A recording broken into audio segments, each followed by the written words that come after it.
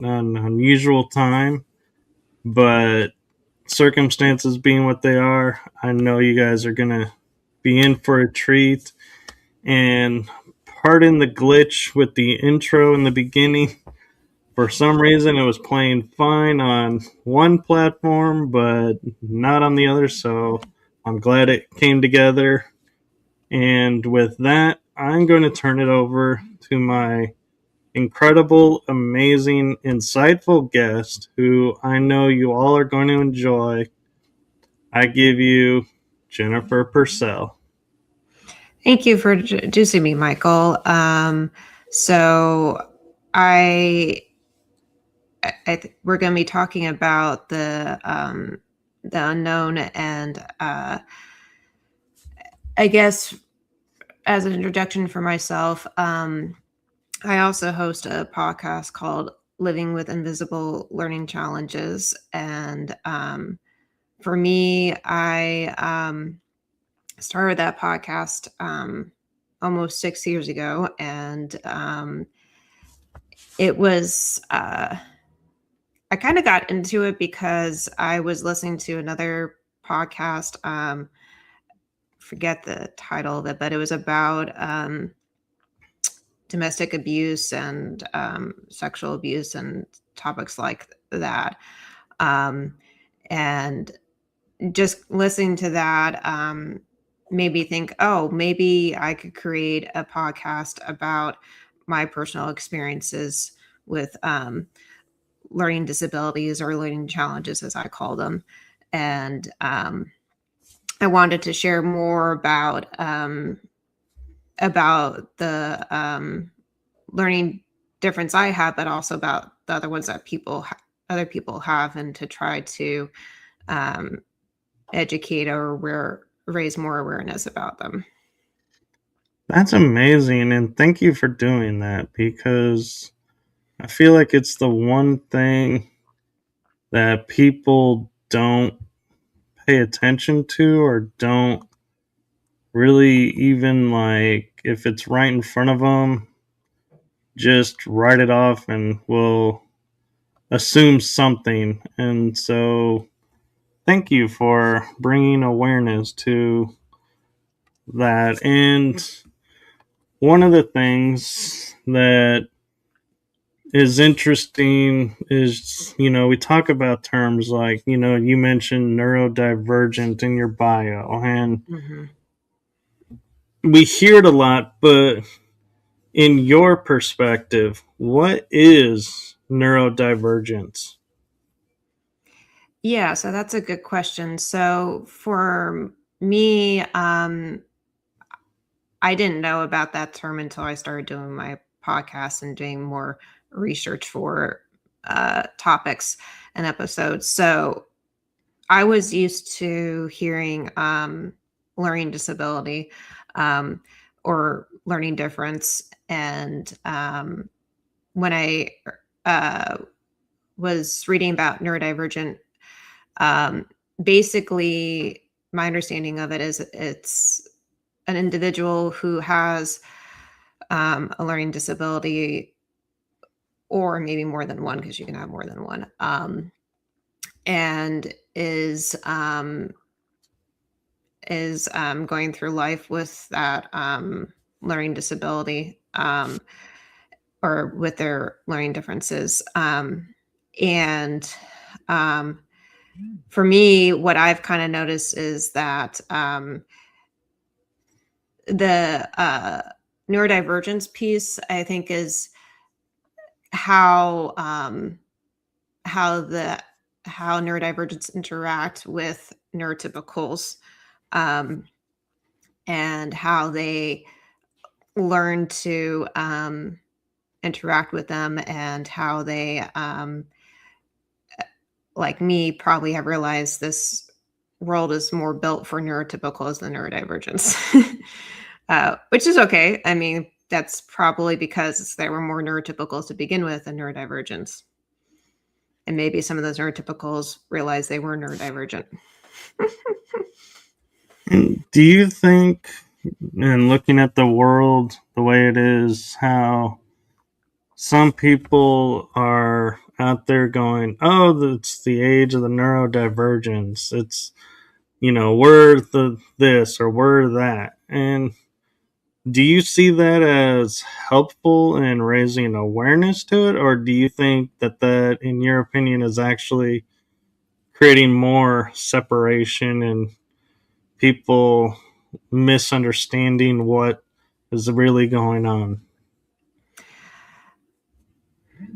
So that's also an interesting question. I think both sides of what you said could be true. Yes, it could be good for people to say this is the age of neurodivergence because if they go about it, I don't want to say the right way because I'm not sure if there is a wrong way to do this, but if they go about Beneficial it, way? yeah, if they go about it one way, then they like, let's say they listen to this podcast or other podcasts like this where you have a person talking about um, neurodivergence, or maybe it's a different topic, but they know about the topic, they have knowledge about it, then the listener, I would say, is gaining knowledge about that topic and is able to um, educate themselves in one way from the from that episode. But I would also encourage the listener to do their own research in terms of like Googling about the topic or um, trying to read different perspectives because there's many perspectives out there. Um, I think probably a different way that person could go about the research is, I guess they could you could try to just be aware of the perspective that is on the podcast, and I that would be good, but I don't know if that would be as eye opening as doing your own research and finding some other things that you probably wouldn't have found if you didn't do that. If that makes sense. It does. And one thing that I'm curious about is, what was your aha moment or your moment of clarity that said, oh, I'm not broken, I have a learning difference or a learning challenge, or if you want to use the term neurodivergent? Hmm. Um, so that's a good question. For me, I kind of always thought I was different in life, and I think I became more aware of it when I was in middle school and high school. I have a older brother who um, I'm pretty close to, and um, as you do when you have siblings, I think everybody probably does this, unless maybe they don't have a sibling, maybe they compare themselves to their friends. But I was noticing that for me, some things were challenging in school, and some things were easier for my brother. And so sometimes I was jealous of that, but I think other times I was like, I'm not sure if I could make it be easier for myself or not. But I think I was able to make some things easier once I learned about my learning difference, which so when I went to UC Berkeley for college, I noticed that that academic level seemed harder than what I was used to. And I also noticed that I was used to being given a lot of support beforehand and having my parents seek out that support, which I appreciated that. But then when I got to college, I was like, oh, now I have to seek out that support for myself. And I think I was a little scared to do that at first because I wasn't sure how to ask for it, or if somebody was going to say no, that they couldn't help me. Um, but I basically thought, well, I'll just try because you don't know if what's going to happen unless you don't try. Um, and I actually got inspired to get my diagnosis for my learning difference from my roommate in college, my first one that I had in the dorms. She was deaf and used cochlear implants to hear. And I never met anybody like that before, so I thought that was kind of neat and cool. And I asked her how she got her accommodations at Berkeley, and she told me about uh, disability, the department there for students, um, whether it was for physical disabilities or learning disabilities. And I was like, huh, I wonder if maybe they could help me out. Because at the time, I wasn't really too familiar with that department. Um, and I was familiar with like going to the tutoring center and getting some help from tutors there because one of my uh, professors, I think, told me about that place. And basically, once I went through the once I went to the learning disability department and got my diagnosis after going through probably 15 or 20 different tests, I think, for it. Um,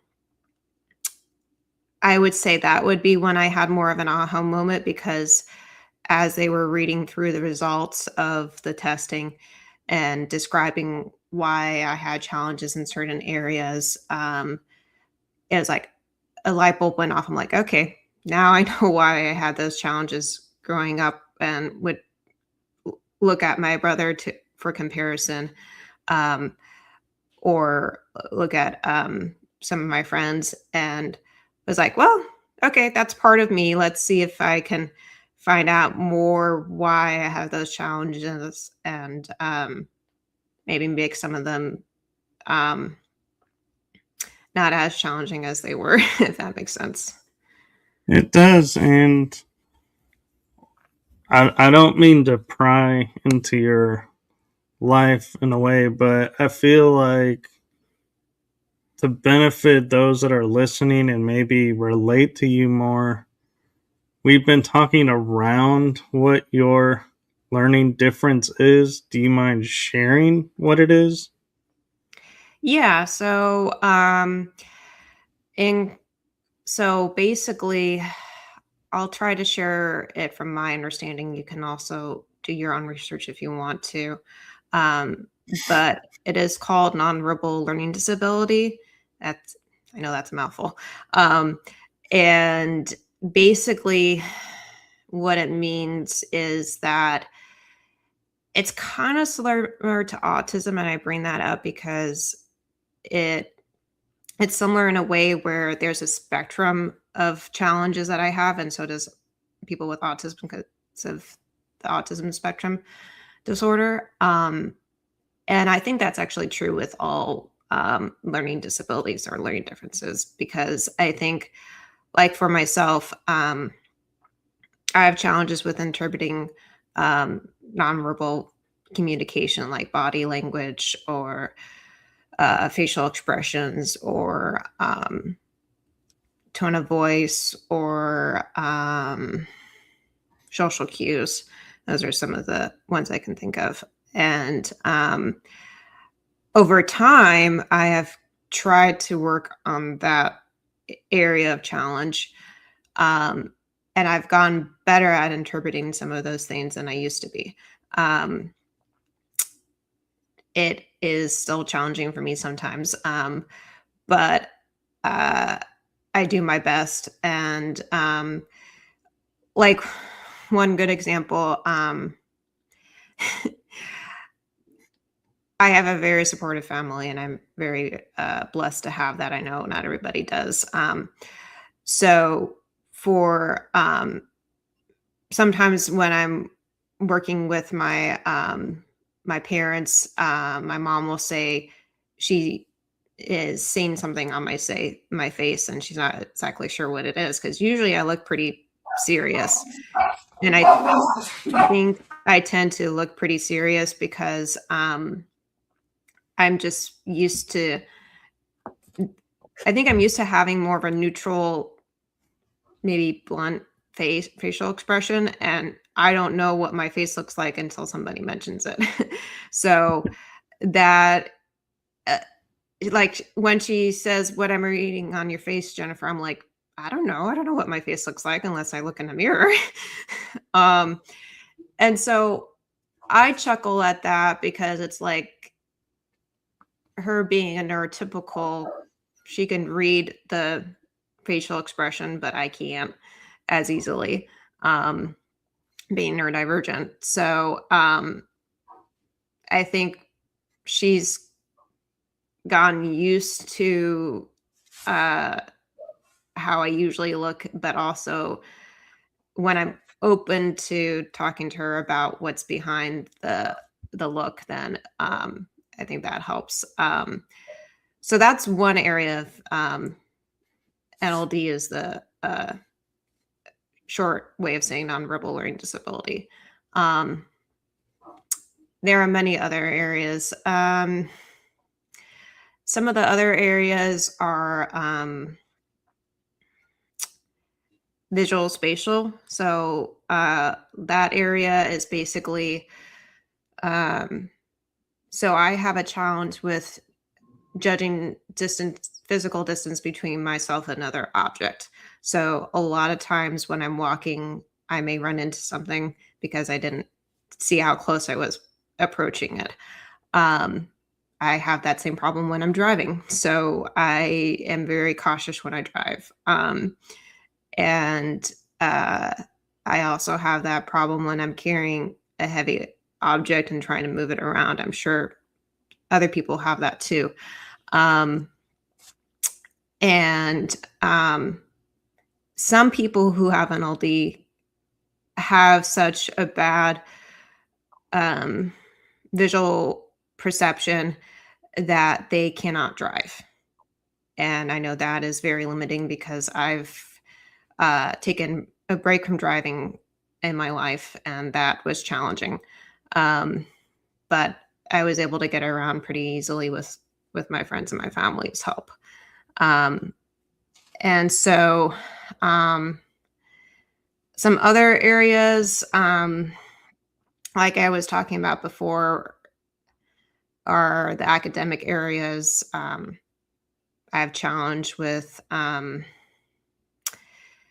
doing mental math in my head. So a lot of times if I do it on paper, it's a lot faster than trying to do it in my head.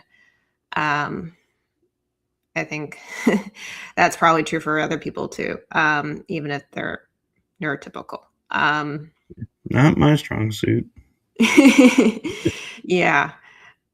I mean, doing math makes my head hurt. So that's just, and it makes me tired. I remember when I was in school, uh, bef- actually even in college, but probably more before college, when I was learning more about math and didn't know I had NLD. Um, I would get used to being able to read the mathematical language in a word problem. And then, like, let's say the next day or the next couple of days, I would be looking at that same problem and be like, why isn't this making any sense anymore? So sometimes that can happen. And I think that's true for other people as well, where something will make sense at one point and then it doesn't for some odd reason. Um, and I think also another broad area of NLD is so I've talked about nonverbal academics and visual spatial. I would say another area is I tend to, and I think other people who have NLD also do this. They focus more on the granular details of something than the big picture. Um, and I would say what also goes with that is they tend to notice more of black and white, like the extremes of something, than the gray that's in the middle. Um, and um, I will notice, I tend to notice that as I've gotten used to, like, oh, I took that joke literally because I don't get sarcasm a lot sometimes. Um, and then I realized that person was joking either because they are smiling or they're trying to smile a little bit, or they're laughing at their own joke. Then I'm like, okay, that was a joke. That wasn't something literally to take serious. So for myself in that area, um, I I was hard for me to get to the point where I could understand sarcasm. I still have a challenge sometimes, but I think I got to it by watching comedians on TV like uh, Trevor Noah or Stephen Colbert or um, John Oliver. That there's those are some that I can think of, and he, I liked watching that because for myself, usually there's an audience with the recording of that host, so you can hear when the audience laughs. So I'm like, okay, then I can laugh too. And eventually, I think if I'm watching it with my family, uh, sometimes like in the beginning, I pause it and I'm like, why is that funny? Because I didn't know why it was funny, and they would try to help me understand why, and then I'm like, oh, okay, I think I'm getting it. Um, so that can be challenging. Um, and another area that I think is similar to that is executive functioning, like trying to plan ahead and trying to think of all the different pieces that you would have with going into a project or a goal you might have in life. Like um, one of the things I recently accomplished last year, so getting used to saying last year, I like I said earlier, I took a break from driving, and I took a break because I've been in a couple car accidents. I've been okay, obviously. But right after them, I was shooken up, and I think that's understandable. And uh, somebody had asked me if, well, actually, they asked my dad when we were looking at car insurance after one of my car accidents, if, because I don't do that much driving, I try to have my carpool or have my parents drive me if I can, or friends. And the insurance person said, "Has your daughter thought of just giving up driving?" And um, I forget exactly what my dad's answer was, but when he asked me that, because I think he was curious what my answer would be, I was like, giving up is too easy. Whether it's with driving or with something else, I think that's the easy way out of life.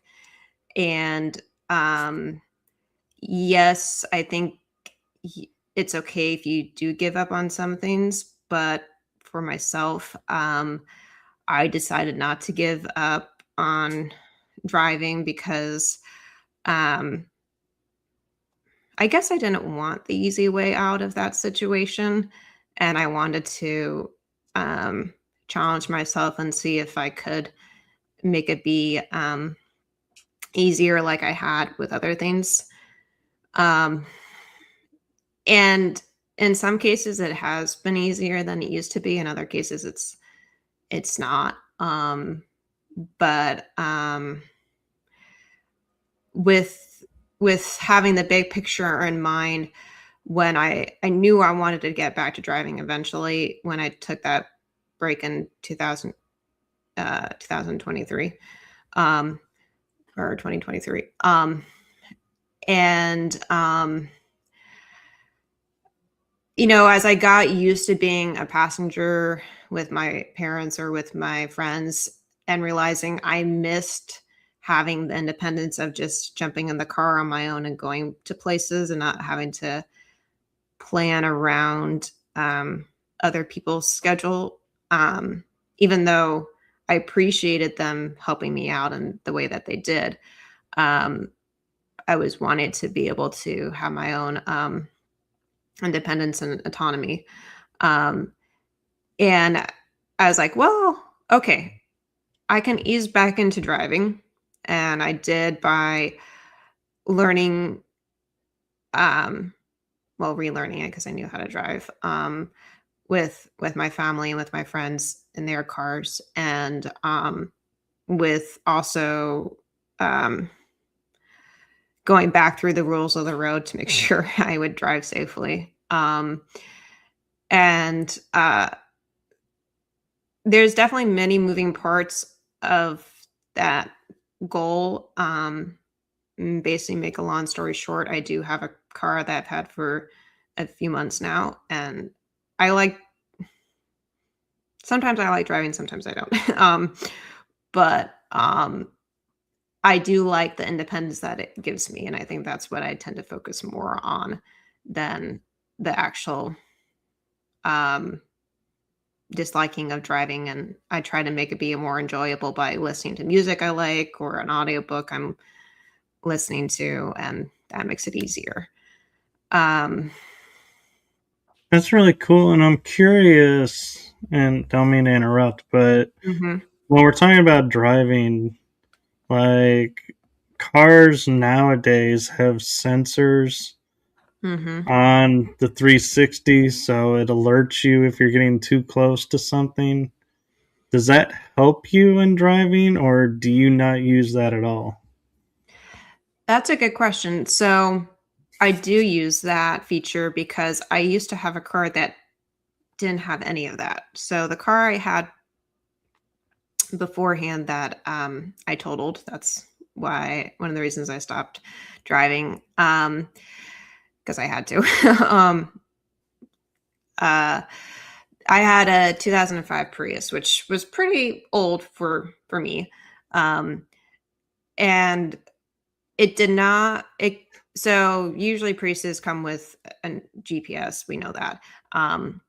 But it didn't come up with a backup camera. So I got an aftermarket camera installed on it once I learned about that from a friend of mine who did it for his car also.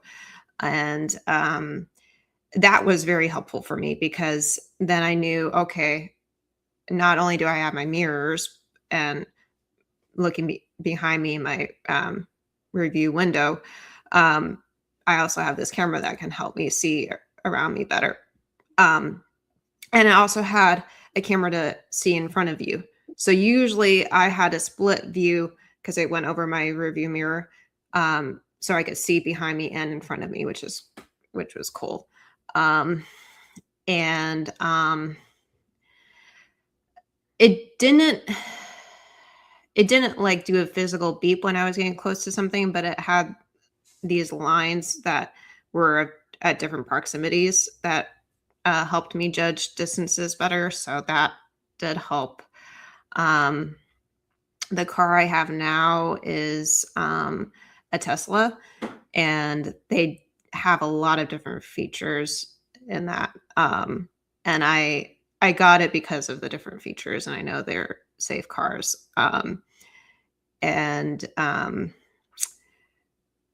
I like that it beeps when I am too close to a car or to an object, because then okay, I know I need to put my foot on the brake quickly, or it also brakes for you, so you don't have to do it so quickly. But that alerts me faster than my own brain would alert myself. um, Especially because for me, with the kind of NLD I have, I learned from my diagnosis, my audio memory is the best memory I have. So when I hear something, I usually don't forget it that easily. Um, and so that is a good cue for me. And then my kinesthetic memory is the next best. So if I um, experience something with my body, like I find this interesting.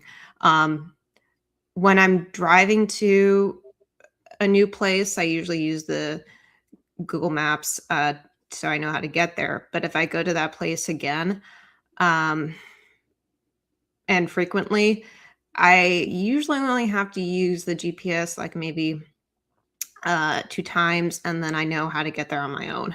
Um, it's like I have my own map in my brain, which is kind of cool. um, and I think my brain works that way because it notices landmarks along the way, and I think other people probably do that too. And that's kind of cool. And so yeah, I do like the features of the cameras and the proximity, and also with other cars that are like Teslas, I know some of them have cameras that show your blind spots. Like when you have your blinker on, it will show you if a car is in your way of changing lanes, which I appreciate because sometimes I know I can't quite see a car clearly in my mirror. So that camera is helpful. And it will have a red line on that camera view when the car is literally in your way of changing lanes, which is good because that tends to draw my attention to that. Um, and I mean, I could go on all day about the features, but I think there's probably a different area we could talk about. No, I'm just glad it was able to help because I like the freedom of being able to just get in a car and go somewhere and not be having to sit around and wait for Mm-hmm. someone to be available. So that to me is a freedom that I enjoy having, and I'm glad you get to have as well. And so I don't mean to branch off a topic, because I'm sure you have more to share about yourself, but one of the things I want to make sure we cover at least a little bit on is we talk about, invisible learning differences and challenges. Well, my question comes into, well, what are some of these invisible learning differences and challenges? And secondly, how do we identify them? Yeah, so those are good questions to bring up. So the first part, I would with what are invisible learning differences or learning challenges. So for myself, I've noticed this in some different ways, and maybe when I talk about how I notice it, you'll notice some for yourself. So with NLD, I would say one of the visible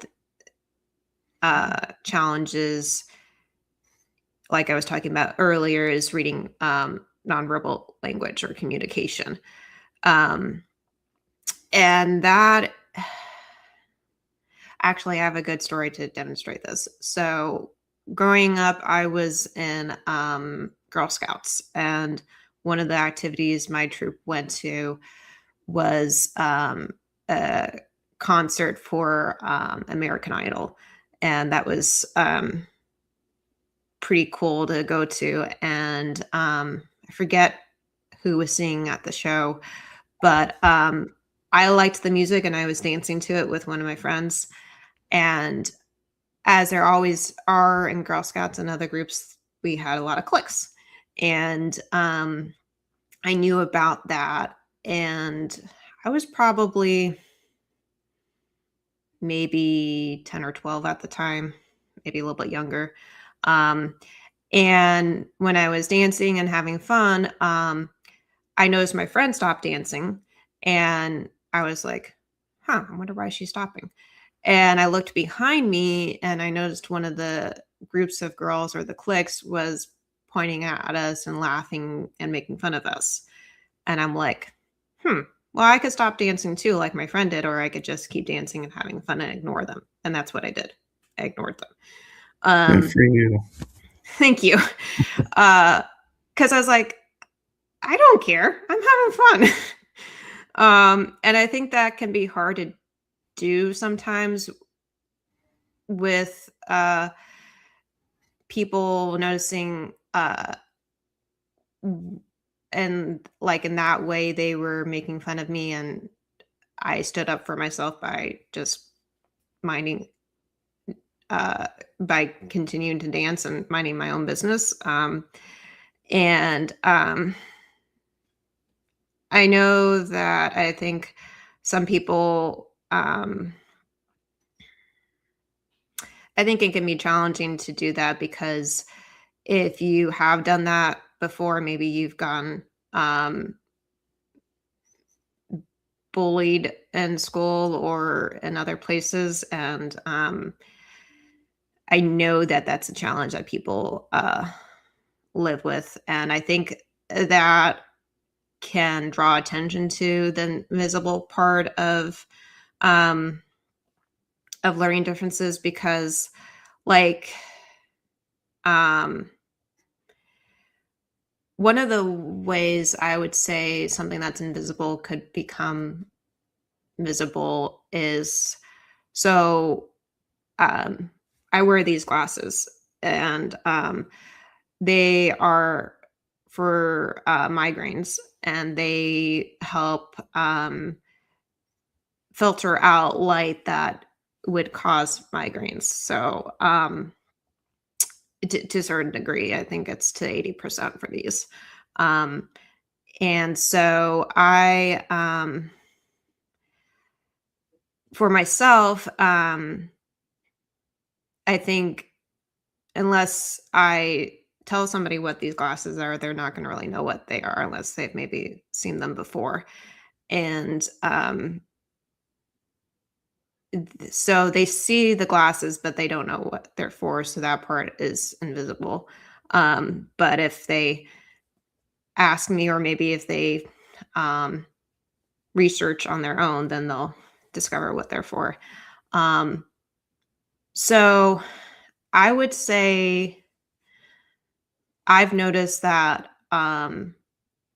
learning differences like NLD or like dyslexia or ADHD or autism or Asperger's all have an aspect of them that are invisible to the people that don't know much about them, like the nonverbal communication, or like the challenge with mental math I was talking about earlier. I think that could be invisible too. And I think to some degree, the challenges with driving could be invisible because unless you know that person is having challenge with seeing distances between objects, they probably aren't aware of it. And I think that can be true in other areas. And then trying to remember the second part of your question. Sorry.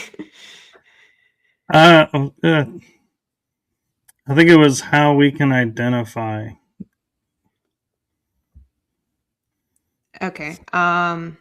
So with how we can identify the Like if invisible we learning have it, habits. how see it in Mhm. ourselves. No, that's a good question. So, um, how I've been able to identify it myself is I've noticed that I try to be pretty observant of the challenges that I have because I like to work on them. Um, and I think, I mean, once I got my diagnosis in college when I was 19, I think I started noticing the um, the challenges and being able to work on them. But for people who don't have a diagnosis yet, or maybe aren't um, as aware of their learning differences I am, um, I would say probably one way you could become aware of the invisible part would be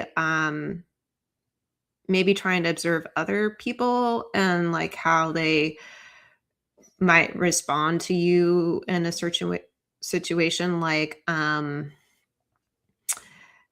remember one of the people I've talked to who has NLD, and she was sharing more about it with me and was saying that sometimes she'll get feedback from people and say that they think she's stupid. And I don't really like that word because I don't think anybody is stupid. Maybe they just don't know as much about a topic they as somebody else does. And I remember when I heard that, I was like, immediately I was like, "You're not stupid." Um, and I've thought that of myself before. And I think maybe we need to challenge ourselves and see, is there actually something beneath that feeling of stupid or shame, whatever it is, um, and realize, oh, maybe we're actually feeling something else that is causing that. Like, I'm trying to think of a good example. So sometimes when I have a bad migraine, um, I tend to focus too much on the pain sometimes, which is invisible actually to most, because I can mask my pain pretty well. I've been able to do that after having them for so many years. Um, but to me, it's obvious because I feel the pain, and I think for me, it it can be so obvious for myself that sometimes it's all I really notice, and other times I'm like, okay, how can I get my mind off of the pain? And so that's one of the reasons why I like to listen to music that helps distract me. And I know I'm kind of rambling, but I think that can be a way of noticing the invisible parts of like trying to see um, how other people react to things, and see if, like, sometimes when I'm out walking and I notice that it seems like the cars don't really see me when I need to go across the street. Um, that makes me feel invisible sometimes.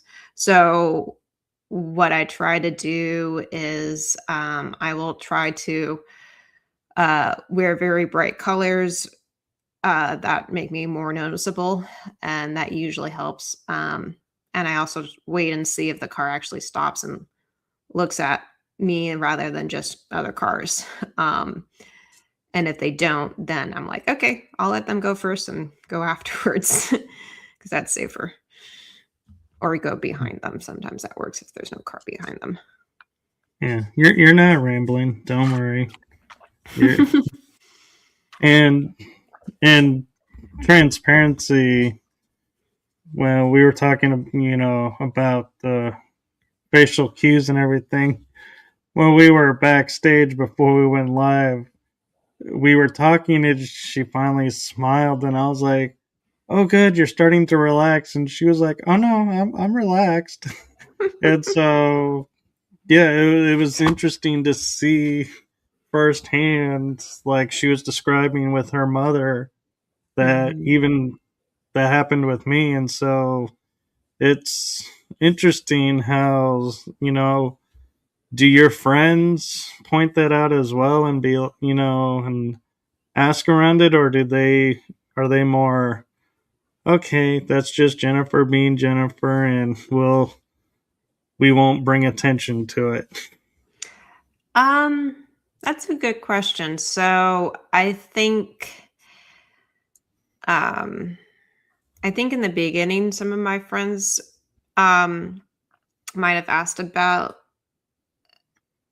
me being serious, and I think sometimes I think maybe I took it a little too personally, but then I realized, oh, wait, maybe they're just asking because they're genuinely curious and they uh hopefully care about me. Um and so I think I got used to that question because part of NLD, I think part of it is being serious because, like I was mentioning earlier, sometimes I don't get sarcasm because I take things literally. And so I probably am perceiving something in a serious way, naturally not noticing it until that person mentions that. And I think other people probably do that too with other things. And so I think that could be unquote in quotes normal, or for me there really is no such thing as normal. So um but and I say that because I think we do get used to routines in life, but routines can change. So and I think one of the things that I got used to was not knowing the outcome of something. So like when I started working on myself with with the challenges I have with NLD or with the challenges I have from migraines, I realized sometimes the approach I would take wasn't very successful, but you don't know that until you try that approach. And I think not knowing the outcome sometimes is uncomfortable, but also if you don't try, then you're never going to know what the outcome is. So I think it's good to try new things. I agree. And I think normal's overrated myself. Yeah. And I often wonder who decided what was normal. That's a good one. Yeah. I think I've uh wondered that too. And I mean, we could probably wonder that about a lot of things. Like who decides what is normal or what is in like a style of clothing or hairstyle. Um and I would challenge you to be okay with being your authentic self, because I know I've come to be okay with that, and believe me, it took a while. Um, but like that story I shared earlier when I was dancing at the concert, that is a good example of being myself. And I think For me, normal is boring, actually. I like life to be interesting, and I think that if you are more aware of the nuances in life, then it is more interesting. I agree, and I actually have an interesting question for you. Mm-hmm. Not that all of them aren't interesting, but I think you'll like this one, really. In life, one of the aspects of being like the quote human being is our ability to adapt to our environment and scenarios. And I'm curious your opinion of your life and knowing what you know about having these, learning differences and challenges. Do you find that you are more adaptable or less adaptable to things in life? Mm. Damn, you come up with good questions. uh, I would say, it depends on what we're talking about in terms of adaptability. So, um, what I mean by that is like, um, let's take the challenge of trying to multitask, because I sometimes have challenges with that, of doing more things, more than one thing at a time. Um, like when you're cooking, that's a good example because you usually have to multitask when you cook. Um, I am pretty adaptable at cooking um, a new recipe if I follow the recipe to a T, and if I try to make it easy for myself by doing that. But I would say that I sometimes I want to branch out and do different recipes I haven't done before. Um, and I'm like, well, yeah, I could do that, but maybe it would be more fun to do it with a friend than just on my own. Um, so that kind of has two parts where you're adaptable to doing a recipe that you've done many times, but you may not be willing or as adaptable to other things. So I think I would challenge to that. It's good um, to try new things and to to see if you can handle them, like with um, like another area, I would say that you have to have good adaptability. That's a big word. In would be uh transitions, actually, because so like when you transition from college to the work world, you are probably used to having at least for myself, I was used to having the accommodations I had in college. Like I had extra time on tests.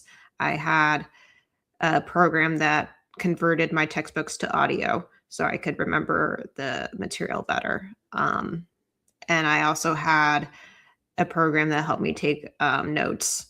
Um, and because I have an emotional support dog, I was able to have that dog with me when I was taking tests, which was pretty cool and relaxing for me because I did have test anxiety. And I bring those up because when I graduated, basically all those accommodations went away um, because if I wanted to have them again, usually you have to pay money for them, whereas in college they're given to you for free because you are paying for the tuition. So um, I think I try to adapt and realize, okay, well, maybe there's a way I could have some of the accommodations I used to have, um, in a way that wasn't that expensive. Like, you can do a lot with speech to text programs on your phone or on Google these days, um, or with Siri. And so I I do that. Or sometimes I will literally read aloud an article to myself. And I also think out loud and talk to myself a lot, which is, I think, normal. There's that word again.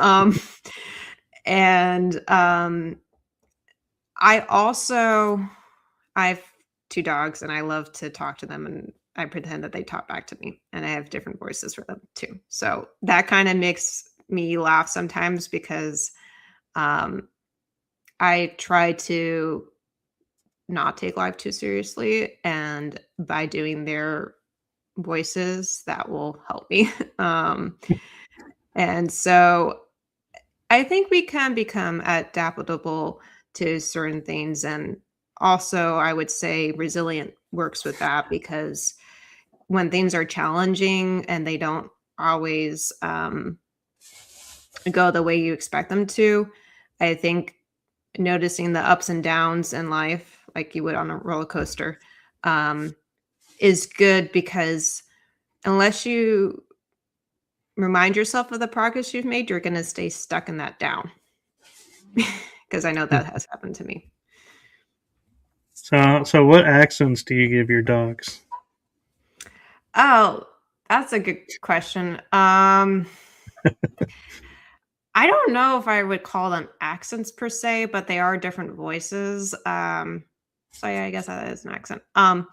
So like one of them is her name's Truffles, and I've had her for 15 years. And Oh wow. yeah, she's pretty old.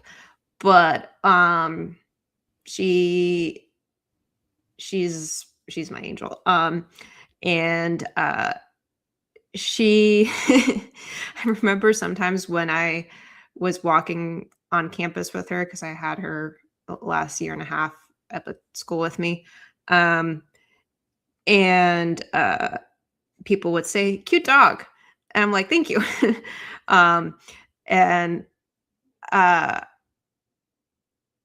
I think like if they knew me, yes, that is true, but they would know it's more than just that, for me. Um, there's a reason why dog is God spelled backwards.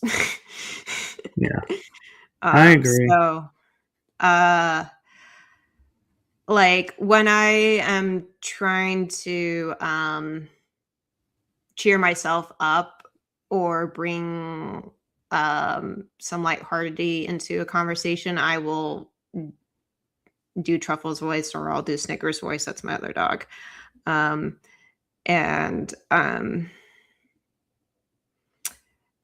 yeah, I have fun doing it with myself, but I have more fun when I do it with my family or my friends because then I see their reaction to it and I make them laugh or smile. So Well, that's that's cool. cool. So Uh, we're actually at the hour mark. Are you needing to go, or do you have time for another question or two? yeah, I have time for more questions.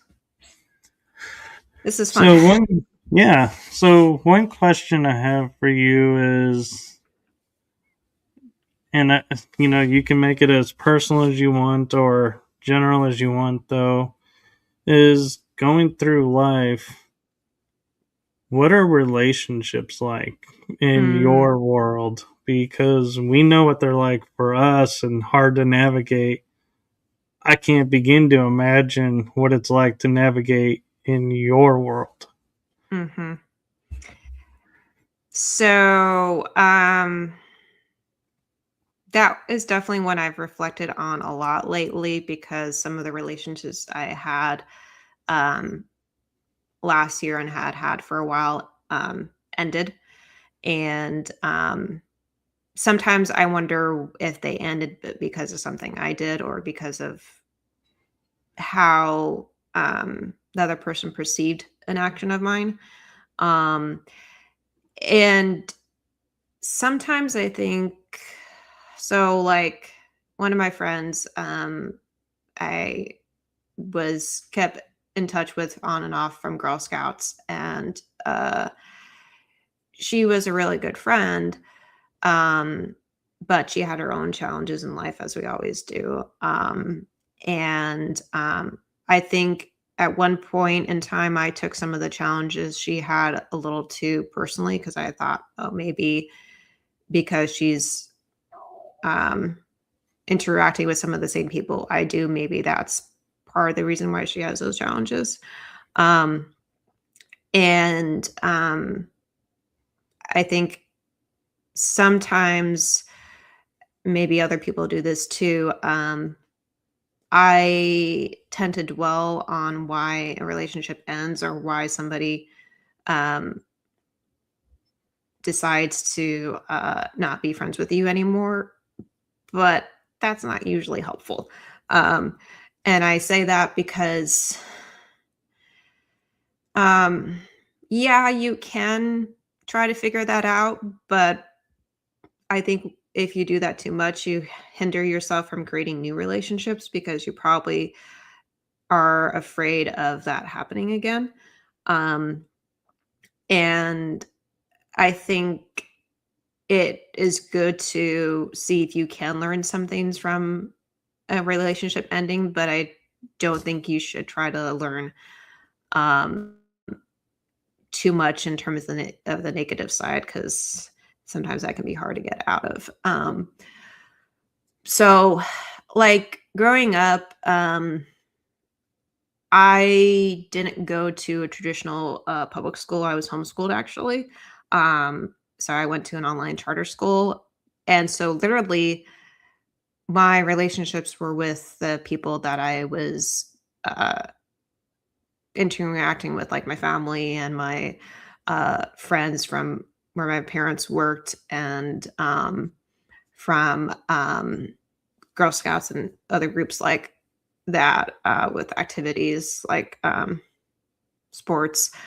So I had a little bit of a like secluded um, group, but I would say it wasn't as secluded as it could have been because my parents decided to do a lot of international trips as we were growing up. And I'm fortunate that they did that because I have a pretty um, broad view from that. And it's actually kind of cool. One of the places I went to when I was 8 was Italy, and I bring that up because I'm we were going there for a conference on on um,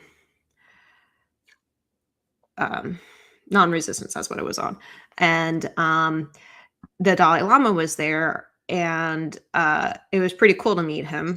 And one of the questions my brother asked him was what he would do to try to help change the world. And that's a big question. But he said, the Dalai Lama said, travel and make friends. And so my family has tried to do that wherever we go.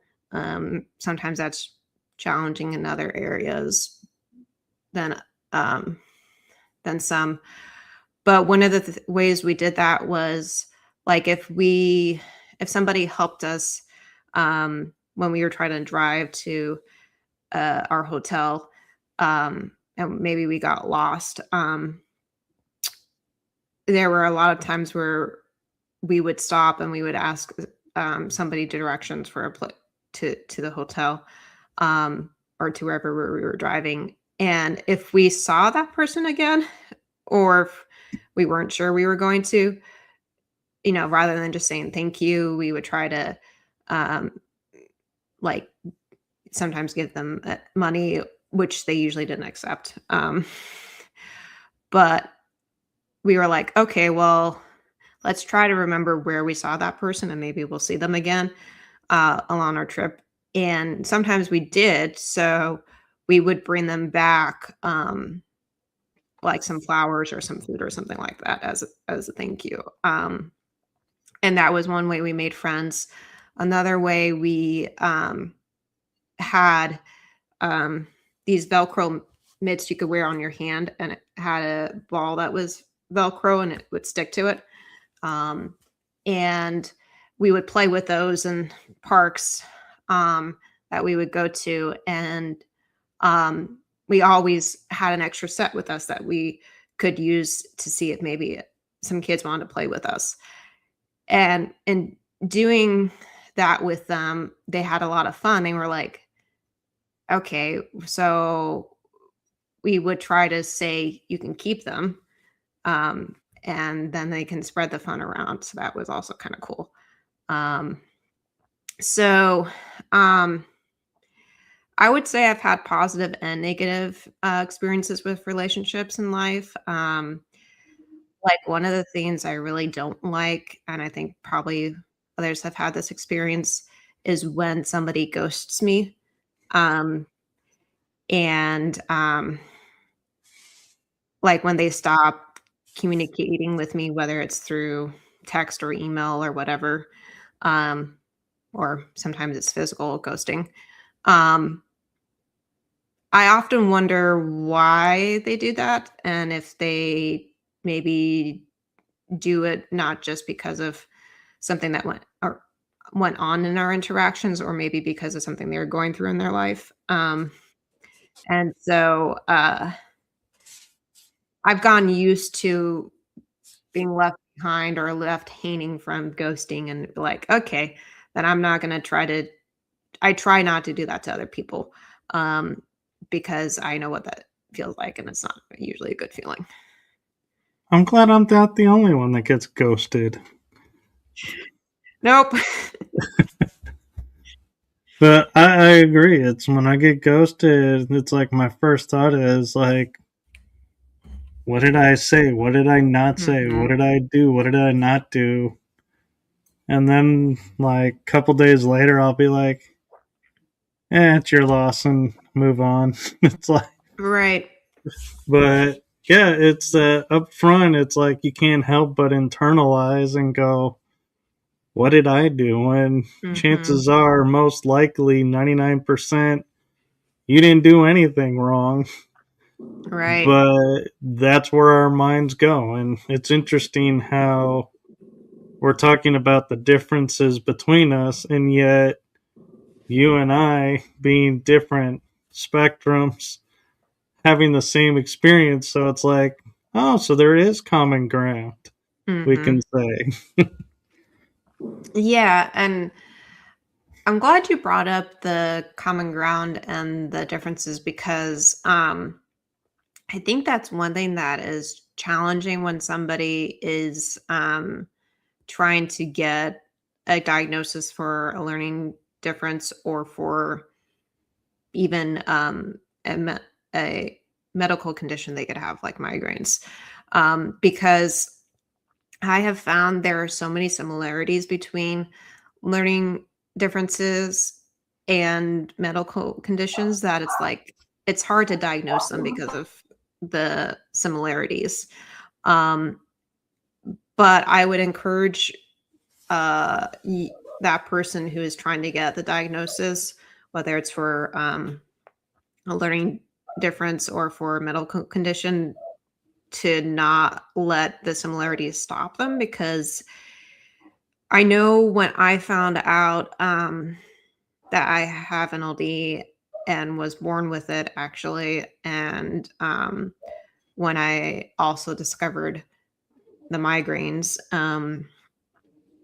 it helped me learn more about myself, and I think that can be true with other things in life. And it's good to get a diagnosis from a professional. Sometimes that takes a lot of money, and sometimes people don't have that. So I think it's also okay to try to do your own research and give yourself a diagnosis, as long as you do it thoroughly, because sometimes, because of the overlap, in areas, it can get confusing. Oh, maybe I don't just have only have NLD. Maybe I also have dyslexia or um, autism or something else in that mix. Yes, you can have more than one learning difference at a time, but I would say that it's good to know those different labels, but it's also good to know that you're more than just those labels. Um, and I think um, that's good to notice the things that are unique to you, um, like um, like I was talking about earlier with my audio memory. I think that is unique to me, where I can remember things really well when I hear them, whereas some people who I know don't remember things as well when they hear them, which is okay. I mean, that's how they're wired. Sometimes that's hard to change. Um, and so I think noticing the differences on the common ground is a good thing to do. Yes, and I think it's important to note too what you said, and I want to reiterate it. Wow, I actually got that word out. And that is, you're more than the diagnosis or the difference, the learning Mhm. difference or challenge. Because so many of us get caught up in labels that we start to think they define us, and they only define us if we let them. But if we choose not to let them, then,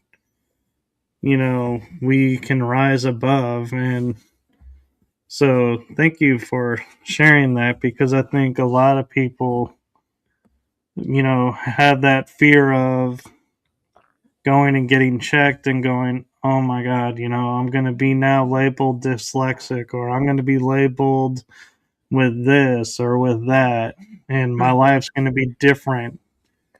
And it's important to point out that it's only as different as we make it. Yes, that is important. And I would say different can be good in some ways, and it can also be perceived as bad. But I would say the challenge is to notice that it's good or bad in that perspective or eyes of that person. um, and like you were saying, it is good to know that you're more than your diagnosis, because I know there's been times in my life where I will get so caught up in challenges that I have from NLD or from migraines, and then I stop having fun um, in certain parts. Like I stop having fun with my friends, or having fun with driving, or with trying new things, and I'm like, wait a second, how did that happen? um, and if you take a step back and you zoom out like a camera does, then I think you can see a broader perspective than just zooming in on the details, and being able to realize, oh, I got too focused on the label of NLD or chronic migraines or um, dyslexia or whatever the label is, and try to notice, oh, I have friends because people do like me. They do want to spend time with me because maybe you're really good at making them happy, or making them um, feel good with helping them with something. I mean, there could be many different reasons for why they want to be friends with you. Um, and noticing that has helped me not be so focused on the labels that I have. I think the labels are helpful because then you can realize different parts of you. But if you get too focused on them, then that's the only thing you think about. Right. And I want to take a second and pivot to an aspect of your life that I want to give you an opportunity to speak about, Hmm. and that is the NVLD Project Social Ambassador. Okay. Um, so basically, the NVLD project came about, or I discovered it when I was starting my podcast, Living with Invisible Learning Challenges, because um, I remember when I was in the beginning of creating the podcast, I was wanting to find articles that were reliable and were good articles. And the NBLD project came up when I was searching. Forget exactly what it was, but I think it had to do with why people who have an NBLD have challenge with math. Um, and I read a blog from another NBLDer who has that challenge, and I was like, okay, now I know I'm not alone. Like you said earlier with ghosting.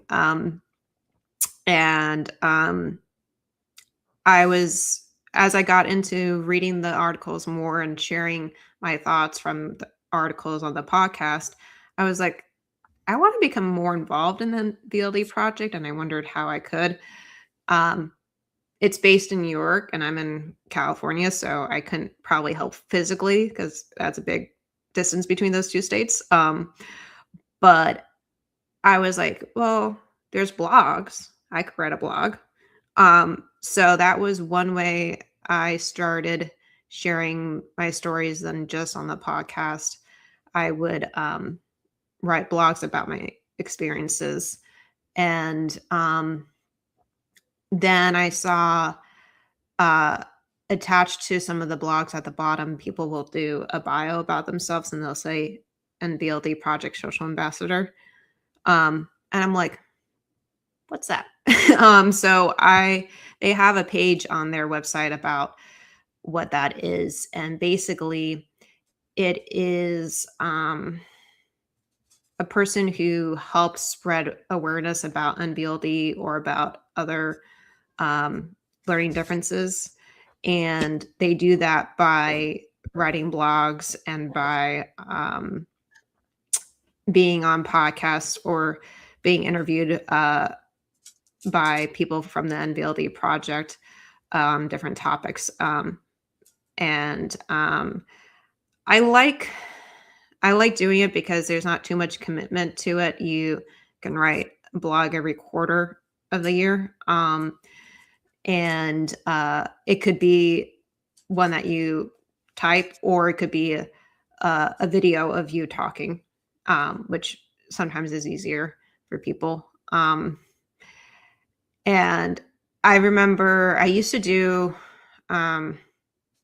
I used to use my podcast scripts for the blogs, but then I was like, but then I had to change some of the format to make it sound more like a blog.